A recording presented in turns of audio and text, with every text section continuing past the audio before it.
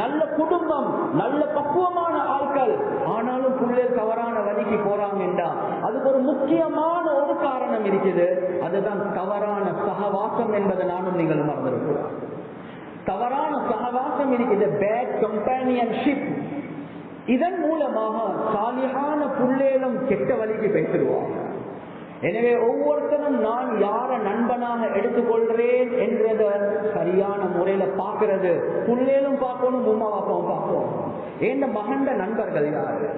ஏன் ஹதீஸ் சொல்லுது, அல் மர்உ அலா தீனி ஹலீலிஹி, ஒரு மனிதன் அவருடைய நண்பனுடைய மார்க்கத்துல தான் இருப்பார். உங்களுக்கு என்னைய தெரிஞ்சு கொள்ளணுமா? என்னைய பார்க்க வேணும், எந்த கூட்டாளிமார்கள் யார் என்று பாருங்க, அதை வச்சு இவர் யார் என்றது உங்களுக்கு மதிக்கலாம். கணியத்துக்குரிய சகோதரர்களே, நண்பர்களே, எனவே குறிப்பாக வாலிபர்களுக்கும் சேர்த்துதான் செல்றேன். உங்களோட நண்பர்கள் யாரு என்றத சரியான அமைப்புல தேர்ந்தெடுங்க. எப்ப தவறான நண்பர்களுடைய சகவாசத்தில் இருப்போமோ, எவ்வளவு நல்ல குடும்பத்தில் இருந்தாலும், எவ்வளவு நல்ல சூழல்ல வளர்ந்தாலும், அந்த கெட்ட நண்பர்கள் எங்களை அப்படியே தவறான வழிக்கு எடுத்து கொண்டு போவாங்க. உக்பா இப்னு அபீ முஈத், கணியத்துக்குரிய சகோதரர்களே, நண்பர்களே, ஒரு காஃபிர்.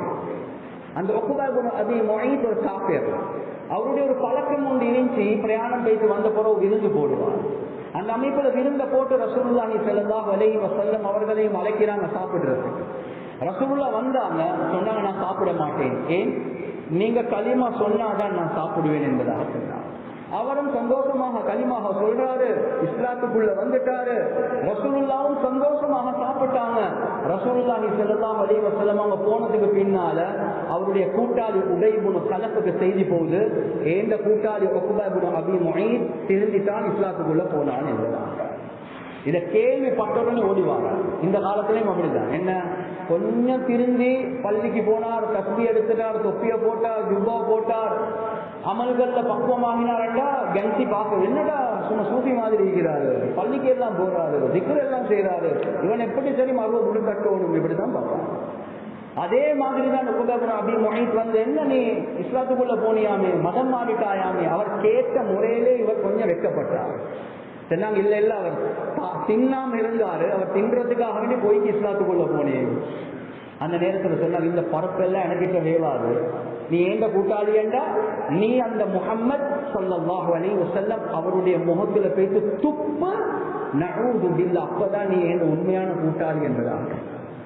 இந்த காலத்திலும் அப்படிதான். உம்மோட ஜுவல்லரியை தூக்கிட்டு வா, வாப்பட கார்ட புறப்படுத்திக் கொண்டு வா, பொக்கெட்ல கைய போட்டு, என்னடா நீயும் பொம்பளை மாதிரி இருக்கிறாய், இப்படிதான் நடக்குது. அந்த கூட்டாளிமார்கள் ஜோஸ்டாங்கின உடனே அந்த வேகத்துல போயிட்டு பாவத்தை செய்வாங்க. எனவே பியர் பிரஷர் என்று சொல்லுவாங்க இங்கிலீஷ்ல. பியர் பிரஷர், நண்பர்களுடைய பிரஷர் இருக்குது உலகத்துல ஆக பயங்கரமான பிரஷர். வேண்டிய பாவத்தை செய்வாங்க. எனவே இந்த உக்பா இப்னு அபீ முஈத் முசீபத் பிடிச்சவன் என்ன செஞ்சிட்டான்? நண்பர்களுடைய பேச்சை கேட்டு முஹம்மது ஸல்லல்லாஹு அலைஹி வஸல்லம் அவருடைய முகத்துல வந்து அப்படியே துப்புறான். நஊது பில்லாஹ். அந்த நேரத்தில் தான் குர்ஆனுடைய ஆயத்தை அல்லாஹ் இறக்குறான். வயௌம யஉது ظالم على يديه يقول يا ليتني اتخذت مع الرسول سبيلا يا ويلتى ليتني لم اتخذ فلانا خليلا لقد أضلني عن الذكر بعد إذ جاءني. அல்லாஹ் முழு உலகத்தில் உள்ள குறிப்பாக வாலிபர்களுக்கு அல்லாஹ் சொல்றான், உங்களோட நண்பர்களை கவனமாக பார்த்து எடுத்துக்கோங்க, அதன் மூலமாக தான் நீ கெட்டு போவாய் என்பது முழு உலகத்துக்கு அல்லாஹ் பாடமாக காட்டுறான். யாரை வச்சு? உக்பா இப்னு அபீ முஈத்துடைய சம்பவத்தை வச்சு. இஸ்லாத்துக்குள்ள வந்தவன், திருந்தினவன், மதம் மாறி மறுவ ட்ரக்க மாறி போறான். அவனுக்கு என்ன நடக்கும் அந்த அநியாயக்காரனுக்கு? அந்த அநியாயக்காரன் கியாமத்துடைய நாள் அவனுடைய கையை கடிச்சு கடிச்சு துப்புவான் என்பதாக குர்ஆன்ல அல்லாஹ் சொல்றான். யா லைதனி தகது மஅர் ரசூலி சபீலா, எனக்கு இந்த ரசூலுடைய பாதை எடுத்துக்கொள்ள இருந்துச்சு, எனக்கு என்ன நடந்த கேடு, எனக்கு என்ன நடந்த நஷ்டமே. யா வைலதா லைதனி லம் அத்தகிது ஃபுலானன கலீலா, நான் இவனை நண்பனாக்கி கொள்ளாம இருந்தா அவ்வளவு நல்ல இருக்குமே என்பதா. இந்த காலத்திலும் அது நடக்குதா இல்லையா? இவனை நண்பனாக்கி கொண்ட சுட்டி எனக்கு எவ்வளவு நல்ல விஷயங்கள் சொல்லப்பட்டுச்சு. வாப்பா சொன்னார், உம்மா சொன்னாங்க, கல்யாணம் வந்து சொன்னாங்க. ஆனா இந்த கூட்டாளிய கேட்டு நான் என்ன நஷ்டத்துல விழுந்தேன்.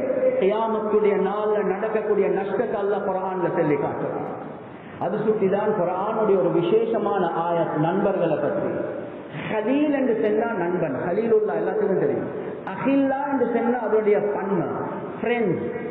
கண்ணியத்துக்குரிய சகோதரர்களை குர்ஆன் அல்லாஹ் சொல்றான், அல் அகில்லாஉ யௌமஇதின் பஅதுஹும் லிபஅதின் அதுவ் இல்லல் முத்தகீன்.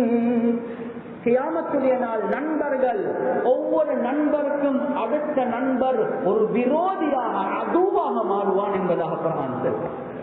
யாரா இவன் தான் எனக்கு முதலாவதாக ஐச பழக்கினான், இவன் தான் எனக்கு முதலாவது இந்த குட்டியோட லிங்க் பண்ணினான், இவன் தான் எனக்கு முதலாவதாக உமக்கு மாற்றம் செய்ய சொன்னான், இவன் தான் எனக்கு முதலாவதாக போனோகிராபியா காட்டினான். ஒவ்வொரு நண்பனும் அடுத்த நண்பனுக்கு விரோதியாக மாறுவான். கியாமத்துடைய நாள் இல்லல் முத்தகீன். யாரெல்லாம் தக்வாவை அடிப்படையாக வச்சு நண்பர்களை தேர்ந்தெடுத்தார்களோ அவர்களை தவிர என்பதாக குர்ஆன் சொல்றான். எனவே நண்பர்கள் எப்படி தேர்ந்தெடுக்கிறது? குர்ஆன் ஹதீஸ்ல ரசூலுல்லாஹ் கிட்ட வந்து சஹாபாக்கள் கேக்குறாங்க, ஐயோ ஜுலசா கைர், யாரோட நாங்க உட்கார்ந்து நண்பர்களாக இருக்கணும் யா ரசூலல்லாஹ்? மன் ஸக்கரகுமுல்லாஹு ருயதுஹு, யார பார்த்தா உங்களுக்கு அல்லாஹ்வுடைய சிந்தனை வருவதோ, வஸாத ஃபீ இல்மிக்கும் மன்திகுஹு, யாரோட பேசக்கூடிய நேரத்தில் உங்களுக்கு இல்மு கூடுமோ, வஸக்கரகுமுல் ஆகிரத அமலுஹு, யாருடைய செயல்களை பார்க்கல மௌத்துக்கு பின்னால ஆகிரா ஞாபகம் வருவதோ அவர்களை நண்பனாக்கிக்கோங்க, அவர்களுடைய கம்பேனியன்ஷிப்பை எடுங்க, சகவாசத்தை எடுங்க என்பதாக ஹதீஸ் சொல்லுது. உள்ளத்துல கையை வச்சு செல்லுங்க, என் நண்பனை பார்க்கிற நேரத்தில் அல்லாஹ்வுடைய ஞாபகம் வருவதா? என் நண்பனோட பேசினா எனக்கு தீனுடைய இல்மு கூடுதா? என் நண்பனுடைய செயல்களை பார்த்தா மௌத்துக்கு பின்னால ஆகிராவுடைய சிந்தனை வருவதா? இருக்கிற தீனும் மண்ணா போகுதா? அந்த நண்பன் எங்களை சொர்க்கத்துக்கு கொண்டு போக மாட்டான். கண்ணியத்துக்குரிய சகோதரர்களே, நண்பர்கள், இதுதான் உலகத்துல இப்ப ஆக பெரிய முசீபத்துக்கு காரணமாக இருக்கு.